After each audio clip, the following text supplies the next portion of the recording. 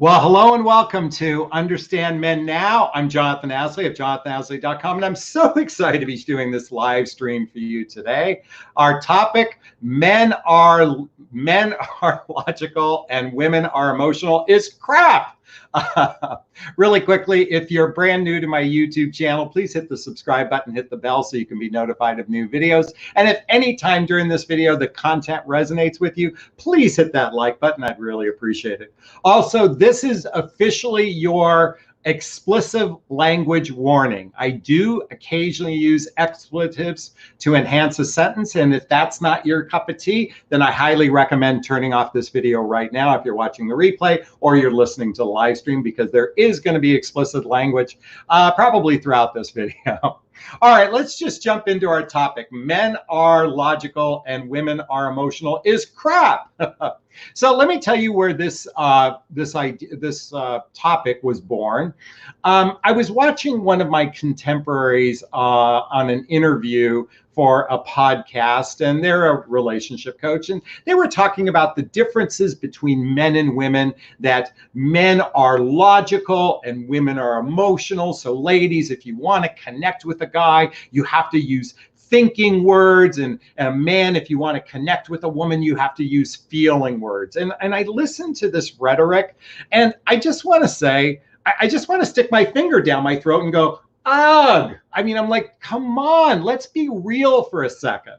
Let's be real for a second. Because if this was so true, if men are truly so ridiculously logical, then why are men so absolutely irrational in their life?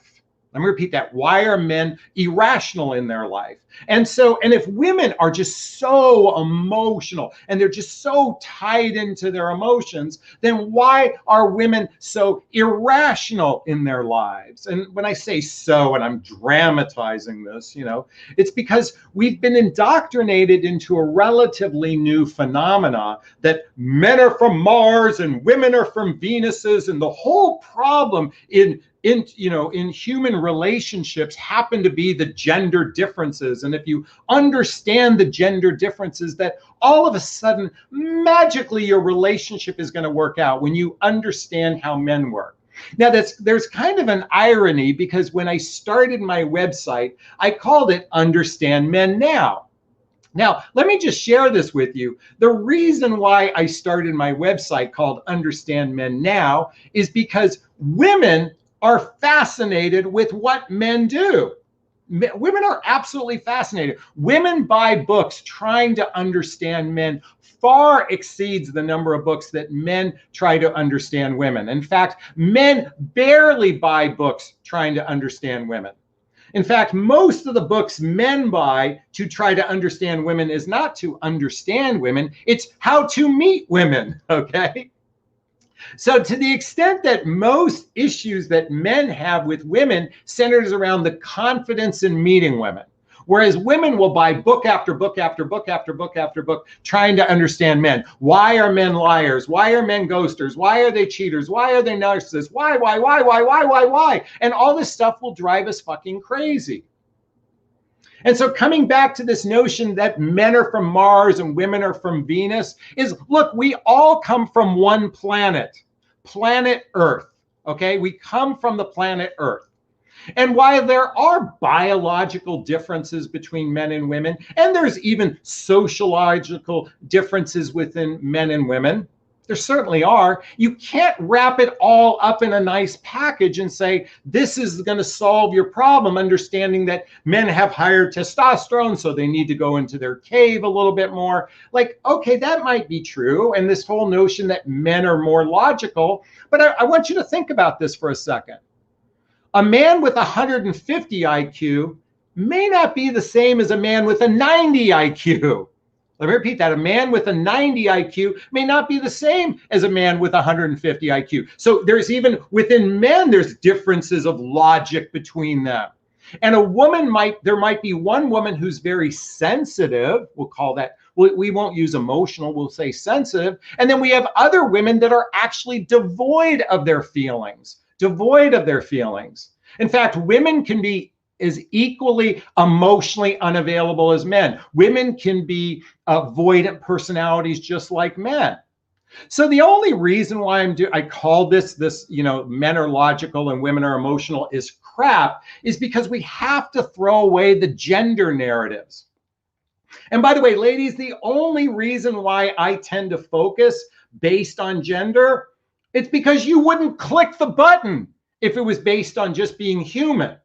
Let me repeat that. You would not click the button if this just said people. For some reason, human beings are so fascinated as, I've got to figure out men.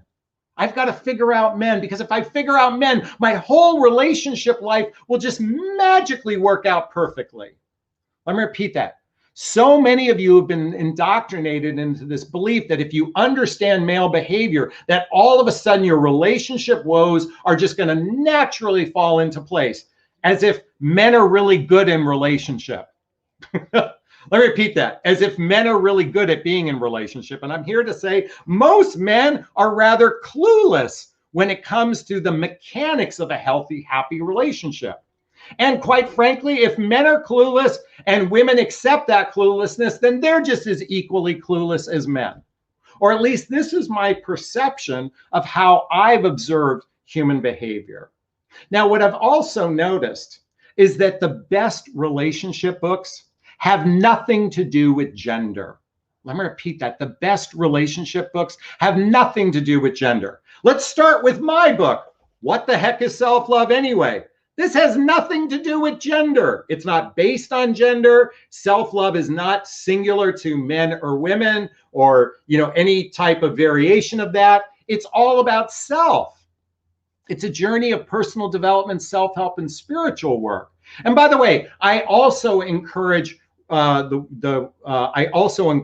therapy and seeking professional medical treatment if one needs so in my book. So it's not singular to self-help is the only solution, but I just want to put that out there. Another great book, 8 Dates by Dr. John and Julie Gottman. 8 Dates by not gender-based, How to be an adult in relationship, not gender-based. Nonviolent Communication by Marshall Rosenberg, non-gender based. If the Buddha dated, non-gender based. See, part of our problem when it comes to dating, mating, and relating is we've set ourselves up for failure by pitting the genders against one another, especially with gender expectations. That men are the chivalrous one and they're just going to claim you. And ladies, all you have to do is sit back in your feminine energy and just things will magically work out. That's such a crock of shit. That it'll just magically work out, because basically what that's saying is be friendly, be fit, be cooperative, and be submissive, and your relationship will magically work out because men know what they're doing. And if this was so true, then why is the #1 search term by women? Why are men commitment phobic? Why do men ghost? Why do men disappear? Why do men ignore me? Why do men fear intimacy? This is what you're searching for. You're trying to figure out the answers, but here's the problem is it's not singular to a gender, because human beings are riddled with childhood wounds and traumas, as well as adult traumas that cause them to be rather dysfunctional in relationship. Let me repeat that. Human beings, penises and vaginas. When I say human beings, penises and vaginas are riddled with dysfunctionality. This is why I highly recommend ordering the book, the Hoffman Process. The Hoffman Process, to do a deep dive into your childhood wounds and traumas. Because here's the bottom line when it comes to being in a healthy, happy relationship. It requires 2 fundamentals to be in a healthy, happy relationship that have nothing to do with gender. Those 2 fundamentals are emotional maturity and understanding the mechanics to a healthy, happy relationship. Let me repeat that. Emotional maturity and understanding the mechanics to a healthy, happy relationship. So when I pulled out this book, How to Be an Adult in Relationship, that's the emotional maturity piece. And then when I pulled out this book, 8 Dates by Dr. John and Julie Gottman, this is understanding the mechanics to a healthy, happy relationship. By the way, all the books I recommend are in the description under Jonathan Recommends Books. My book is under selflovethebook.com. Because if you don't understand, God, did you hear that high pitched? My voice went high pitched for a second. If you don't understand, I feel like Peter Brady and the Brady Bunch when his voice changed. If you don't understand the mechanics to a healthy, happy relationship, and you yourself are not emotionally mature to be in relationship, then your relationship is doomed regardless. And by the way, let me tell you something about women. Women tend to believe they are far more emotionally mature than men. Let me repeat that. Women tend to believe that they're far more emotionally mature than men. And I can tell you, as a man in the dating realm, that is bullshit. Because I see women who have trust issues. I see women who have abandonment issues. I see women who have fear of intimacy issues. I see women who have terrible communication skills. I mean, terrible communication skills. If you want to get a sample of this, then I highly recommend watching. There's a series on Showtime. If you don't have Showtime, you may want to go check it out. The series is called Couples Therapy. Couples Therapy. And this is true hidden behind the scenes sessions of real therapy sessions, hidden cameras. And these are couples, men and women alike, as well as heterosexual and homosexual couple. Or there's a lesbian couple in season 1. And then there's a gay couple in season 2. And my thing is, the women are equally bad at expressing themselves to their partner, just as men. The women are equally as bad as the women. So this whole notion that women are far more superior at communication is a crock of shit.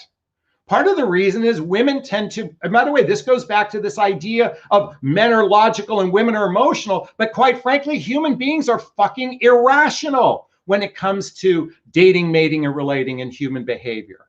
So why do okay, first off, why am I screaming at the top of my lungs?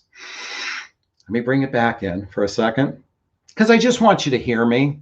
I know you can hear me, okay? But I'm very passionate about this because I'm here to say that this whole problem, this whole thing, like act like a lady and think like a man, or men are from Mars or women are from Venus, or this stupid fucking book called The Rules, has ruined it for you women, for human beings. I won't say women.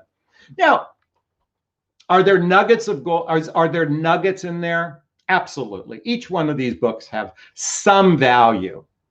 What doesn't have value is when we pit one gender against the other, when we pit the genders against one another. And that's what's happening frequently in the dating, mating, or relating realm, is we're pitting the genders against one another. And this is why there is a lack of real connection happening. Because what's missing is most human beings, men and women alike, are more focused on what they can get than what they can give. Let me repeat that.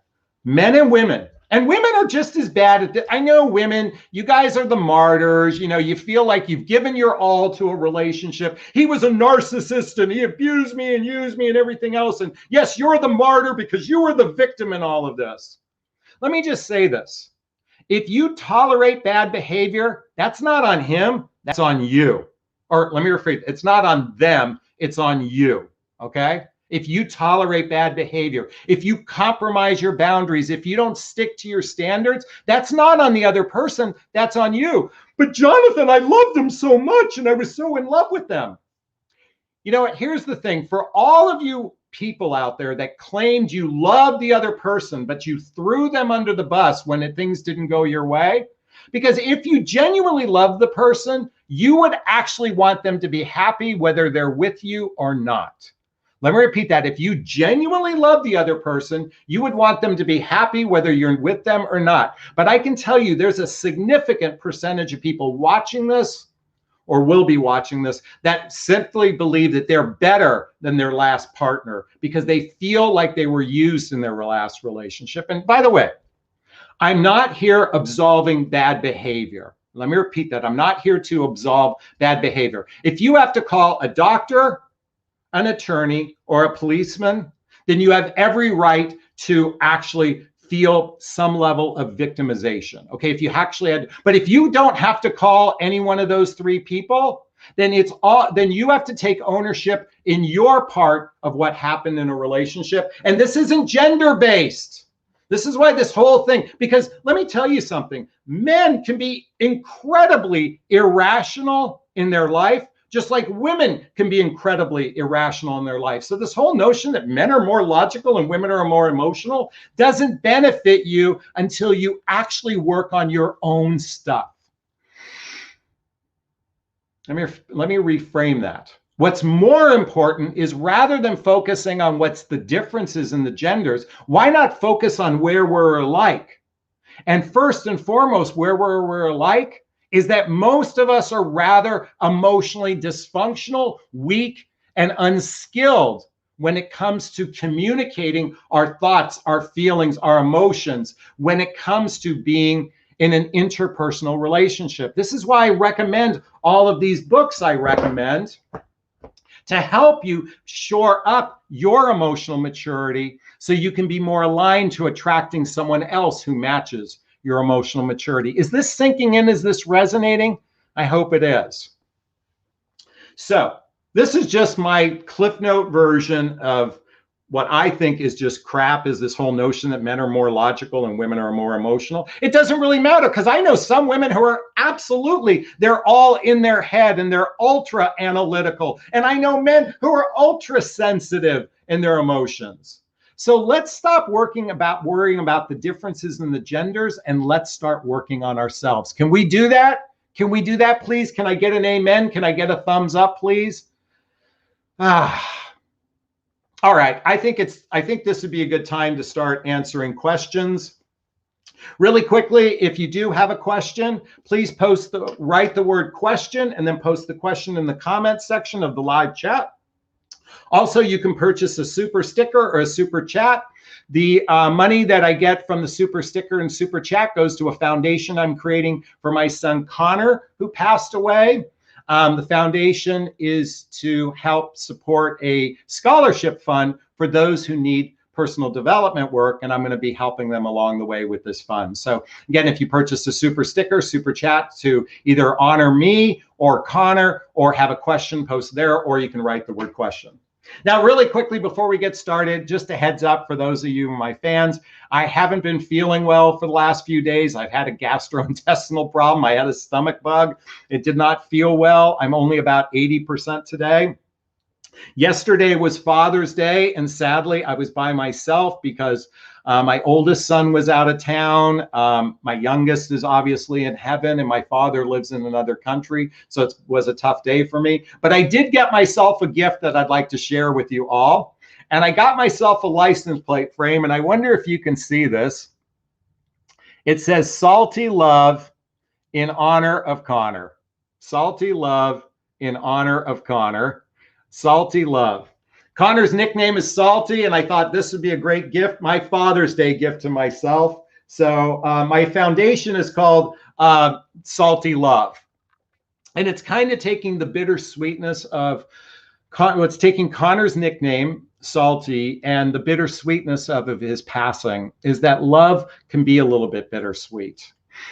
And I just want us to all remember that when we have love in our heart, even the worst things that can happen in our lives doesn't mean it has to bring us down. It doesn't mean we have to fold or collapse as human beings. When we lose a relationship, when we lose a loved one, when some tragedy happens. Again, if you don't have to call a doctor, an attorney, or a policeman, I believe we're all learning new ways to love on ourselves, and that's my invitation for every one of you, is to find new and better ways to love on yourself. And again, my book, What the Heck is Self-Love Anyway? All right, so we're going to do Q&A right now, so let's see what we've got. By the way, everyone, thanks for the kind wishes. I appreciate that. Okay, Yvonne writes, question. Oh, and by the way, let's try to make the theme centered around the differences between men and women. So I'd like that to be the theme, but it doesn't have to be in the question. So Yvonne writes, a guy wants to take me out on Sunday, but is wishy-washy about plans. Makes excuses, says he's tired where I'm at and where he's at. So, okay, so today is Monday. Sunday is 7 days, 6 days from now. And he's wishy-washy about plans. Is this a boyfriend? Is this your first date? Is this someone you're in relationship with? I mean, I need a little bit more, but he's making excuses, says he's tired where I'm at and where he's at. So he's basically telegraphed. This is not a male or female thing. This is telegraphing that he basically is not making a plan. Now, you can make a plan for Sunday. You can say, hey, why don't you come over to my place and we'll go walk across the street and there's a great sushi restaurant a mile away from where I live. That's one way you can set the plan. Or you can just say, hey, if you haven't made a plan, I'm making plans to do something else. Okay, let me repeat that. You could say, I'm going to make, since you haven't made a plan for this Sunday, I've made plans to do something else. And I just want to give you a heads up on that. My question is, if this is a first date versus a committed relationship, if this is a committed relationship, I'd like to get to the bottom of what's really happening in this relationship. I'm sure there's a lot more going on. Whatever excuses he's making, I'm sure there's some chaos going on in his life, and he's incapable of leaning into a fully committed relationship. That's my suspicion. So thank you for your question, Yvonne. I don't think I really helped, but at least I gave you some thoughts to consider. All right. If you have a question, post the word question. Let's go through this. Let's see. All right. Sadie writes, question, Jonathan, what are your views on micro cheating? Ooh. A man messaged me and flirted with me, but he was engaged. I cut him off. Now he's single and wants to date me. Can he be trusted? He's 65. What are your views? Well, first off, I don't know what micro cheating is. Now, there's something called, here, hold on. There's a book by Dr. Sherry Myers. There's a book by Dr. Sherry Myers called Chatting or Cheating. Now, there is a form of cheating called emotional sex. So there's the physical aspect of cheating, which is physical sex, or there's another aspect of cheating called emotional sex. So what I suspect, or at least I think what you're getting at, is that there was some level of emotional connection towards you. There was an indication of wanting to cheat, but it wasn't an actual cheat. So I don't call that micro cheating. Is micro cheating a person with a small penis cheating? I don't know. I mean, is that what a micro cheating is? Is macro cheating a guy with a big penis? I don't know. But what I suspect you're really talking about is some level of emotional sex. In other words, someone is in a relationship with someone else, but they're engaging emotionally in relationship with someone else. I wouldn't call that micro cheating. I would call that emotional sex. My thoughts on it, as far as going forward, you've got to answer that for yourself. You know, what is that? How do you feel about that? By the way, ladies, I just want to say something. A lot of your questions, you have to ask these for yourself, okay? Because what's most important is, how do you feel about it? How do you feel about this behavior? If it doesn't resonate with you, then I wouldn't engage. It's just as simple as that. If that behavior doesn't resonate with you, either discuss the behavior with the person or don't engage with the person. It's very binary, okay? Either discuss it or don't engage.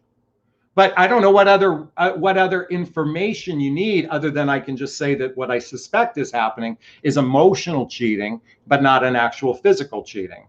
And by the way, women have emotional sex far more than men have emotional sex. Let me repeat that. Women have emotional sex. Women in marriages or in relationships cheat far more on an emotional level. And what I mean by emotional level, I mean our words and our feelings, not the penis and the vagina. Okay, that's what I just mean by that. So I'm just going to say women tend to cheat far more than men on an emotional level than men do. But anyway, I don't think I really answered your question, but I really appreciate the sentiment of it. Thank you so much. All right, let's see what other questions are here. Again, if you have a question, post the word question or purchase a super sticker. Okay. Actually, Lisa wrote something. Society encourages us not to take personal responsibility anymore. Blame others. Oh my God. Here in the United States, we are suckling on the nipple. We're suckling on the nipple of victim consciousness. Oh my God. We are riddled with human beings that take no personal responsibility for their choices. It's always men's fault. It's always women's fault. It's always the government's fault. It's always this person's fault. But people don't take ownership in their lives. That's why when I said before, when I hear the rhetoric, for example, on narcissism, it's all narcissist, narcissist, narcissist. Well, do you know what's so funny? Do you know one of the fundamentals of narcissists is they choose weak people? They don't choose emotionally strong people. They choose emotionally weak people. So if you're an emotionally weak person, then you might want to do all this work before you engage in relationship with another human being. Because if you don't take ownership on your part, and listen, I am not here to absolve bad behavior by any human being and verbal abuse by any human being. But the reality is we were abused by our parents significantly. We were abused by the way, I was bullied as a child. I was bullied as a child. Many of you were bullied as children. But I don't sit there and go, that's the reason why I'm fucked up. I take ownership. Now, and I wish I had the strength as a child to stand up to bullies. I do now. I didn't then. But I don't blame them for it. It's just part of the experience I had to get to this place in my life. And every experience you had got you to this place in your life. And that's what's most important. You have a chance. Either get busy living or get busy dying. We can blame everybody else, but look at when there's blame. There's three fingers pointing back at ourselves. And by the way, I know some of you that feel like you have every just cause to blame, but it's like what Dr. Phil says. How's that working for you? Blame doesn't benefit your life going forward. Taking personal responsibility for your choices, being in victor consciousness, your actions. By the way, read this book, The 4 Agreements. The 4 Agreements. Be impeccable with your word. Always do your best. Don't take things personally, and don't allow the projection of others to affect your chi. That's the fundamentals of this book. If you follow this book, no one can fuck with you.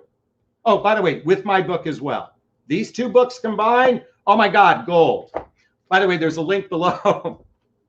By the way, if any of this is resonating with you and you'd like to speak to me as a coach, check out a link to a free discovery call with me to see if working with a coach is right for you. All right, let's see what other questions we have. These are really good, so thank you. Bum bum bum bum bum bum bum bum bum bum bum bum bum. Question, write a question. Oh, there's a super sticker from Lynn. Thank you so much. Tisk Tisk wrote, love is not based on sex. Love comes as a choice after the sex. You choose to care and show compassion, which is really what love is, compassion and care. By the way, love is not based on sex. That's true. Love comes as a choice after sex. I disagree with that. And let me just share with you where my disagreement is. I operate from a place of love even before I have sex with a woman. We can all start from a place of love before the penis ever goes inside the vagina. Being loving, being caring, being compassionate can happen well before sex. So I just want to say it's not a choice after sex. Okay? It's a choice actually before sex, in my opinion. Being compassionate, caring, kind, well before you have sex, in my book. But that's just my book anyway. Thank you, Tisk Tisk. I really appreciate that. Ha writes, you speak with such enthusiasm, Jonathan, that I fear for your blood pressure. Well, I do take blood pressure medicine, so I fear for it as well. Actually, my blood pressure medicine is a diuretic because I have a little bit of too much sodium in my diet. And I try to cut out sodium, but the blood pressure is a relative to having a little bit too much fluid. So, but thank you. I appreciate that. He seems like he wants a free maid. I don't know what that means. So, okay. If you have a question, post the word question. Oh, here we go. Teresa writes, question. I dumped my fiance because he was getting pornos from his ex-wife and getting off on them. I consider this cheating. Do you consider that cheating? He did this with other women too. I guess you can, you know what, again, what matters most is that you didn't consider it you did not find that acceptable behavior from your partner, okay? Now, I think if someone is getting nude pictures from their ex-spouse and then masturbating to them, you know, human beings are fucking fascinating to me. I'm going to tell you something. The reason why I'm so passionate about this, not a day goes by that I don't hear something unique. I mean, by the way, I've heard it all, and that's not, I mean, that's a little bit unique. Oh, my blood pressure is going. I'm just fascinated. Human beings do some of the stupidest shit. I mean, it just cracks me up. But what's that a reflection of to me? Is probably just not a fully engaged partner in your relationship. And my suspicion that his emotional maturity is rather weak, which now my question is, how is your emotional maturity if this behavior is unacceptable and you set a boundary and he keeps crossing the boundary? Then my question for you is what's the definition of insanity? What's the definition of insanity? Doing the same thing over and over again and expecting different results. My question for you is, what do you want to do about that? That's what I'd like to hear you say. By the way, my coffee cup today, I'm drinking coffee, says swear a little, you'll feel better. Hence why I use expletives to enhance a sentence. All righty. A great question. Well, not a great question, but a good question, Teresa. Thank you so much. What makes a great question is when I can go into real detail. All right. If you have a question, post it below. All right, Grace writes, question. The man I'm dating has had 10 questions for me to answer. I asked him to answer his own. He did. He calls, texts, and seems interested. Do you think this is genuine? Hey, I think that's great. Any man that asks you questions about you and you do the same for him, that's a great, that's a great start. That's a great start. So I think do you think it's genuine? Here's the thing about it being genuine.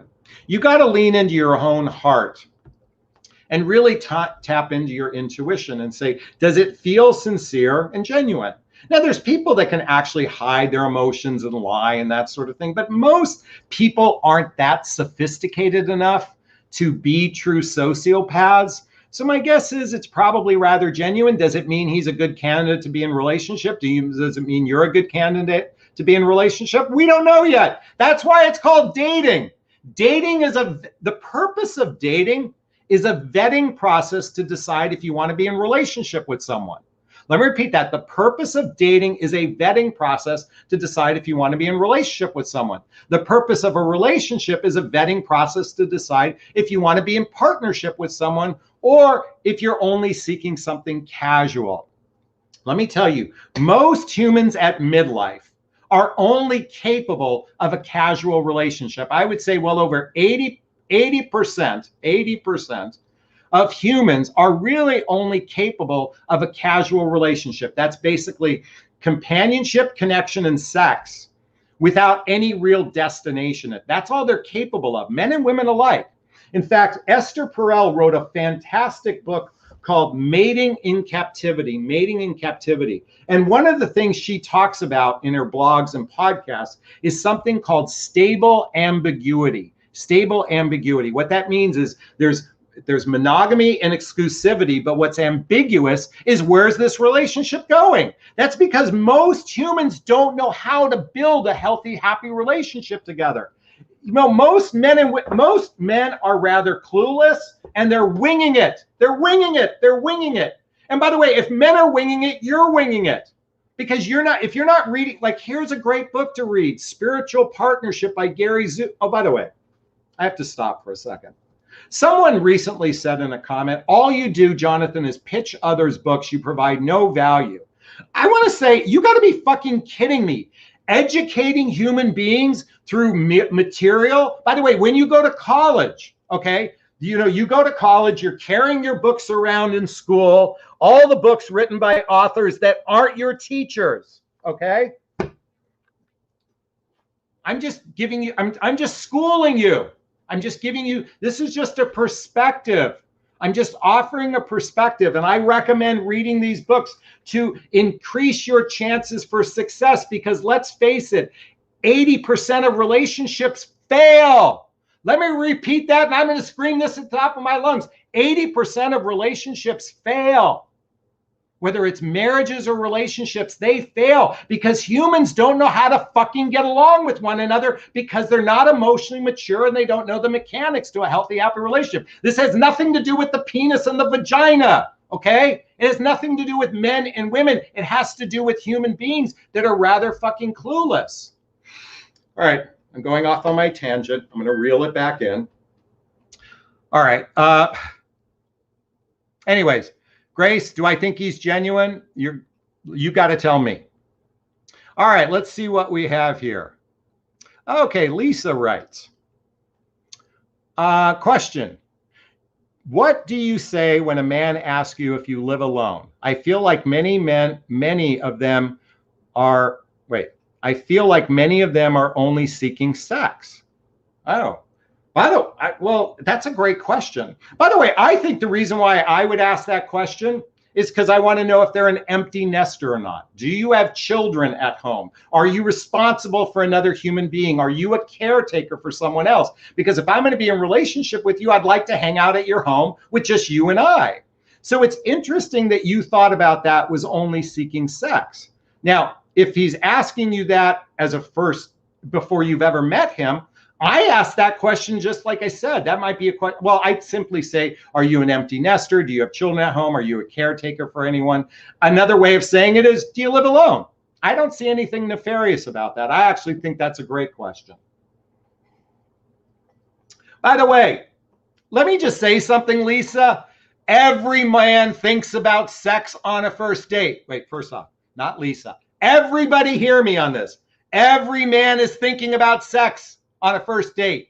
If you ladies haven't figured out this by this point, stop dating, learn this lesson, because that's what's on our mind. As emotionally evolved as I am, I'm thinking, do I want to fuck this person at some point in my life? And what's my chances of getting laid on the first date? Now, do I actually act upon it? No. But am I thinking it? You got to be absolutely. If I'm attracted to someone, I've had sex with her 30 times before she got to the dessert if we went out to dinner. So that's just human behavior. So I wouldn't make a big deal out of it. Or at least that's my impression anyway. Lisa, thank you for your question. Okay, Bonnie writes. Question. Why do men hide or avoid you if you ask a question they don't like? Wasn't a difficult question, and I'm very able to handle the truth, much better than avoidance or lies. So, Bonnie, was the question you asked him, do I look fat in this dress? Was that the question you asked him? Because I'm going to tell you something. I don't want to answer that question. Did you ask him a question that was very intimate and personal and he doesn't feel safe with you? That might be a question that might be difficult. Folks, you all know I lost a child, or if you don't, most of you know that my 19-year-old son passed away, and if you don't, I'm sharing it with you now. Sometimes someone can ask me a question that triggers, it could be an off-the-wall question, but it triggers me thinking about my son, and in that moment, I completely withdraw within. Does that make me an emotionally unavailable person? No. It just means something got triggered. So I wouldn't overthink this, okay? But just understand that if you're in a relationship with someone, it's important to develop the skills to communicate at an emotional level. This is why I highly, highly, highly recommend reading this book, Nonviolent Communication by Marshall Rosenberg. Nonviolent Communication by Marshall Rosenberg. This should have been called Compassionate Communication. But I wouldn't at least my feeling is, let me go back to this. Just understand that sometimes when we get triggered, it's our natural reaction to recoil inward. Doesn't make the person a bad person. It doesn't make them disingenuous. It just happens to be a very natural human behavior, men and women alike. So what you might think is benign might be something triggering for him. So why don't you share, Bonnie, what the question was, and let's discuss that. And I can then tell you whether or not that's something to really to think about. Okay. All right. Bump, bump, bump. All right. Hazel says, wait a minute. You don't ask the question to a guy. That's for you to know if you're fat, then that's your insecurity. Exactly. I was using that as a rhetorical one. Kimberly says, I think about sex on a first or second date. I ask, could I have sex? And then make love to him the rest of my life. See, women do the same thing. So, and by the way, yes, women will reject a man because they don't figure, they look at a man saying, I could never have sex with them. Sex is on the mind of human beings. In fact, the older we get, we figure we have a short window to have sex in our life. So we're very much on our minds on a regular basis. So anyway, thank you, Kimberly. I appreciate that. Okay, Zim writes, question. Is it okay for a guy like me to get a vasectomy? After a famous bisexual lady just got pregnant again, she has her own documentary. She inspired me to do this. Should I do it? That's a very personal question, Zim. If you don't want to have children, if that's something you don't want to have, then I certainly think if you have every desire to want to do that. Again, it's not 100% guaranteed. I know that as a man ages, his sperm level drops down, but even men in their 80s can procreate children. So I think that's a personal question. And nowadays you can have it done. They can put you in the twilight sleep and have it done in just a few minutes, or however long it takes. But there is no guarantee. And yes, somebody can get pregnant after having that. But it certainly puts the odds in your favor of not getting someone pregnant. All right. Yvonne writes, God bless you, Jonathan. Thank you so much, Yvonne. I appreciate that. All right. Do we have a question? Okay. Darlene writes, I met someone that is interesting. I asked the question, do you see yourself married one day? Too old to waste time. He said, no, maybe if I meet someone special. Our thoughts. Here's the thing about midlife. Most folks, by the way, the divorce rate on second and third marriages is higher than the first. So a lot of people are reluctant to get remarried. So then this is actually one of the fundamental problems with partnership. So you have to decide for yourself, what does partnership look like for you? Now, oftentimes, I believe a lot of men operate from the premise of, I'll believe it when I see it. I'll believe it when I see it. I'll believe it when I see it. And what I mean to say is they somehow believe that if they magically feel so fucking wonderful, they'll get remarried. My belief is a little bit different. I operate from the premise, when I believe it, I will see it. When I believe it, I will see it. Not when I'll believe it when I see it. And what I mean to say is I operate from the premise, I want to get remarried. So I'm actually on the hunt for a wife. Okay, I'm on a hunt for a wife. Even at my age, I'm in midlife, I'm in my 50s. I'm on a hunt for a wife. I operate differently. When someone's not on the hunt for a wife, they just somehow hope that magic fairy dust will make them change their mind. And most of the time that doesn't work. So my invitation is, and by the way, 80%, I'm going to make up a number here, but most people at midlife don't want to get remarried, men and women alike. So then what does partnership look like for you? What does partnership look like for you? Only you can answer that for yourself. That's why, again, read this book, Spiritual Partnership. Read the book, 8 Dates. Read the book, 8 Dates, so you can design your own relationship together. Ladies and gentlemen, I want to say something. What's missing in the dating process today is a desire to actually co-create a relationship. And the problem is this. I want you to think of a relationship like a 500-piece puzzle. Wait, hold on one second.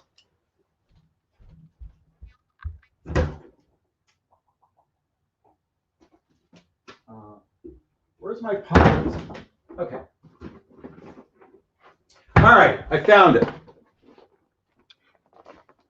Here's a 500-piece puzzle, okay? 500-piece puzzle. Now, here's the problem with midlife relationships.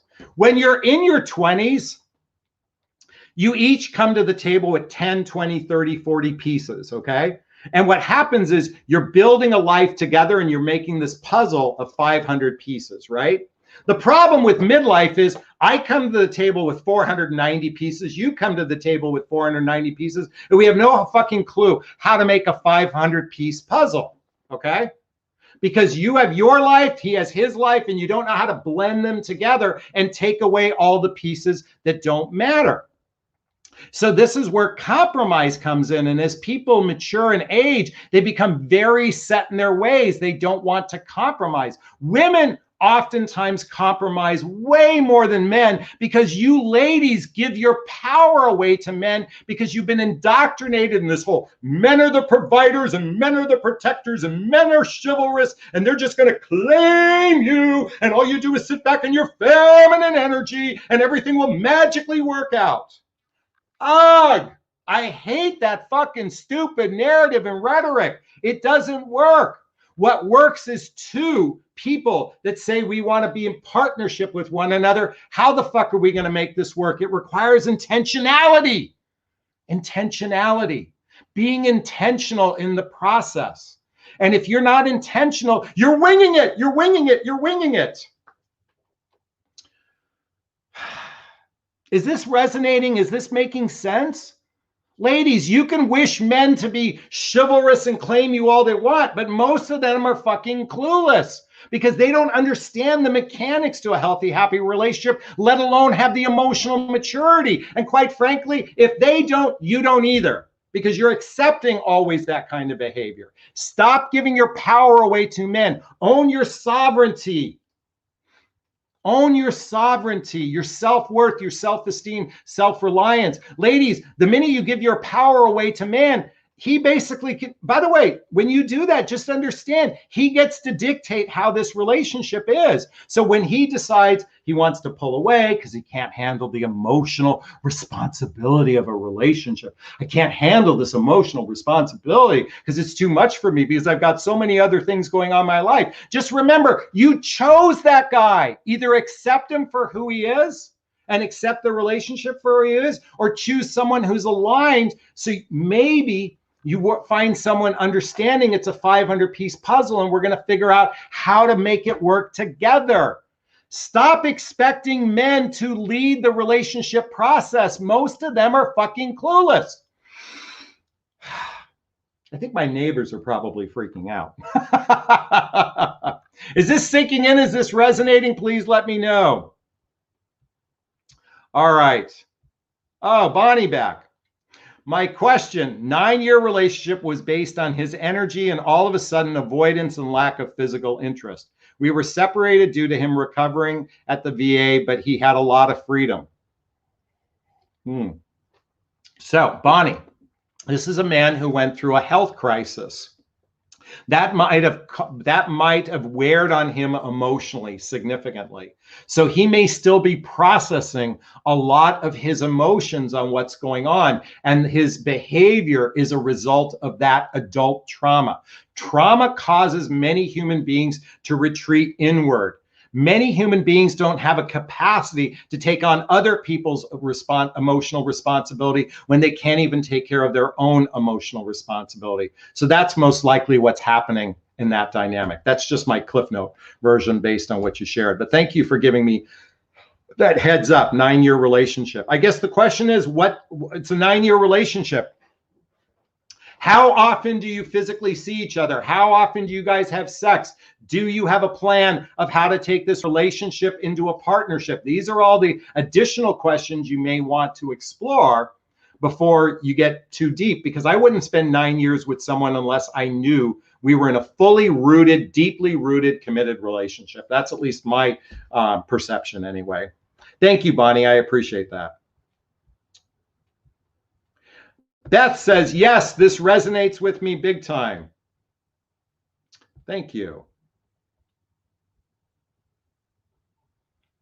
All right.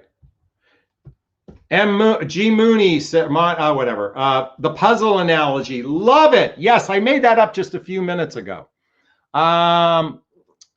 Melissa writes, Melissa, question, what's the difference between I care about you and I love you? Oh, I love this question. So actually, to me, I want to differentiate. I care about you. I love you. I'm in love with you. Okay. I care about you. I love you. I'm in love with you. So, I care about I care about my friends, for example. I care about them. I love them. I care about my friends. I love them. I want the best for them in my life. Okay. Now, and usually it's a relationship that's close to being in a two-lane street with my friends. Okay. I care about my clients, but that's kind of a one-sided relationship because I care about my clients. I may not love them, but I care about them because it's a one-sided relationship. Okay.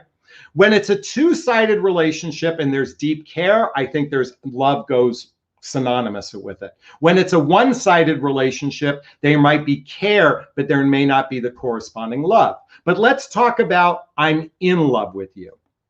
So I'm going to read to you what I'm in love with you means to me. Okay.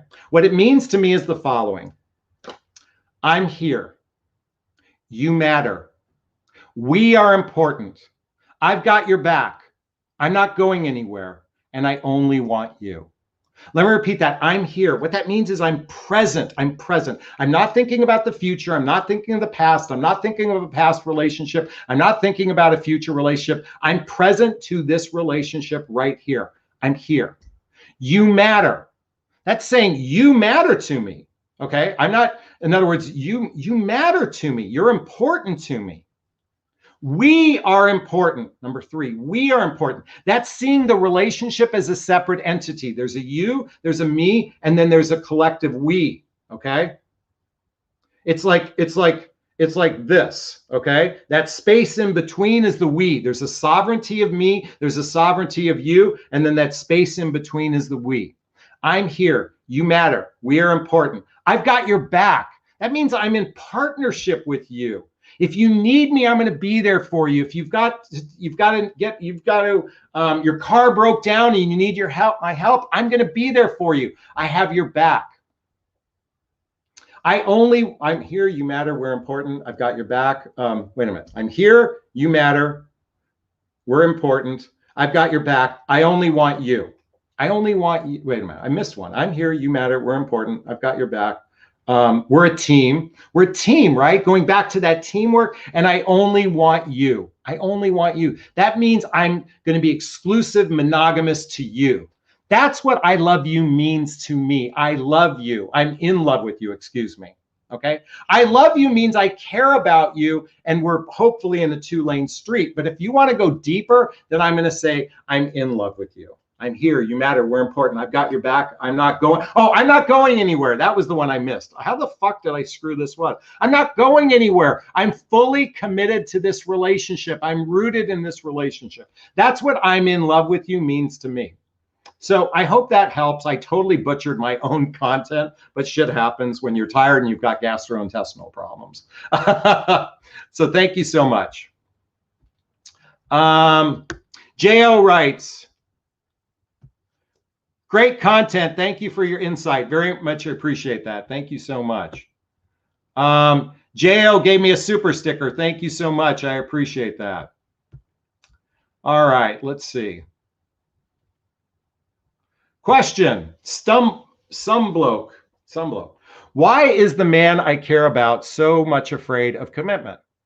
All right, okay. He was abandoned as a child. He had trauma as a child. His parents got divorced. He had a girlfriend that rebuffed him when he was a child or when he was younger. He had an adult trauma. He had a marriage that failed. He had an ex-wife that was belligerent and accusatory of him and nasty to him. These are just some of the reasons why people, human beings, men and women alike, are afraid of commitment. By the way, everyone, thanks for reminding me I'm not going anywhere. I don't know how I blew that one. Thank you. Bonnie says, thank you so much. I've also grown a lot and realized I've allowed so much bad behavior. He lied, he cheated, he stole, damaged, and physically abused me, and I allowed it no more. Way to go. The journey of 1,000 miles starts with the first step. Here's the thing. Don't point the finger at him because there's always three pointing back at you. Take ownership in your life. And by the way, I still feel victim consciousness in what I read, but you have taken ownership of it, so that negates it. But I do feel a sense you still feel like, my suspicion is, and I want you to fully own it, because when you fully own it, you would never bring it up. That's just my opinion, my perception. But thank you. I appreciate that. Oops. Much Dutch. Thank you so much. You're a very wise person. Oh, thank you, Donna, for sharing that about that. All right. Let's see what else we've got. All right. Let's see if we've got any more questions. Okay, here we go. Natalie writes, question. If a man is emotionally unavailable due to childhood trauma and doesn't realize it and doesn't want to do nothing to change it, is there any hope? Everybody, what is the answer to Natalie's question? Do me a favor. Respond to Natalie's question, because everybody else knows the answer. By the way, hope is something you do. What's the likelihood of him being emotionally mature enough to be in a healthy, happy relationship? Pretty much slim to none. But hope focuses on the slim part. That's what hope does. A realist go, the chance ain't going to happen. That's what a realist does. A hope person says, I'm going to hold hope for that one slim chance that he's the exception and not the rule. Anyway, big hugs to you, Natalie. I hope you find answers on that one for yourself. But by the way, Lisa says no. See if anyone else says no hope. Lori says no hope. Joe says, nope, Natalie. Move on, Natalie. See, everybody knows the answer to that question. Okay, Lisa writes, is there anything as a woman we can do to help men feel emotionally secure in the early stage of dating? Yes, yes, yes, you can. Question, is there anything we women can do to help men feel emotionally secure in the early stage of dating? I'm reading it twice because there is something you can do. And it's called lead by example. That's right. When you lead through healthy communication. By the way, I've got a new book I want to share with everyone. I got this from a client. I haven't started reading it yet. The title is Unfuck Yourself. Get out of your head and into your life. Because here's the bottom, going back to, what was that question again? You know how you lead by example. Read all of these books to prepare you to be in a healthy, happy relationship. But I will tell you the best book to read, Lisa, to prepare you is If the Buddha Dated. I love this book because it takes out all of the gender expectation in relationships and focuses on the core values, the core values, the core values, the core values, the core values, the core values. I did that just for fun, but folks, if you're not getting to the core values of the relationship, because all of you are most of you are stuck based on this stupid book, The Rules. This stupid book of the rules fucked it up for many of you. Not that you read it, but you've been following it. It's this whole feminine energy, masculine energy. Men are supposed to do this and men are supposed to do that. And men are from Mars and act like a lady and think like a man. Throw this shit out the window. Read this, read Spiritual Partnership. Read these books that I recommend. That's what you can do to prepare to be in a healthy, happy relationship. Let me repeat that. That's what you can do to prepare to be in a healthy, happy relationship.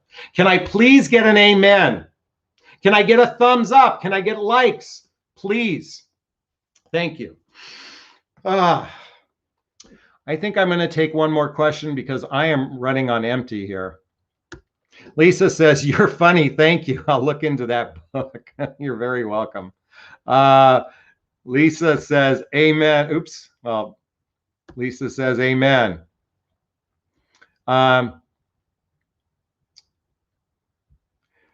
Natalie says, I almost want to buy this book, The Rules, to see who you are, Jonathan, arguing with. Okay, got it. I appreciate that. All right. You know what? Oh, wait. Question. Can you repeat that, please? Joy, of course I can. Blah, blah, blah, blah, blah, blah, blah. My ears are bleeding. I'm sorry. Core values, exactly. Joy said, what did you say again? Okay. All right. Here's the last question of the day. How often would you recommend meeting in the early stage of dating? I'm dating a 31-year-old teacher who is a relationship material, but doesn't seem to want to meet as often as we can. So my belief is it takes roughly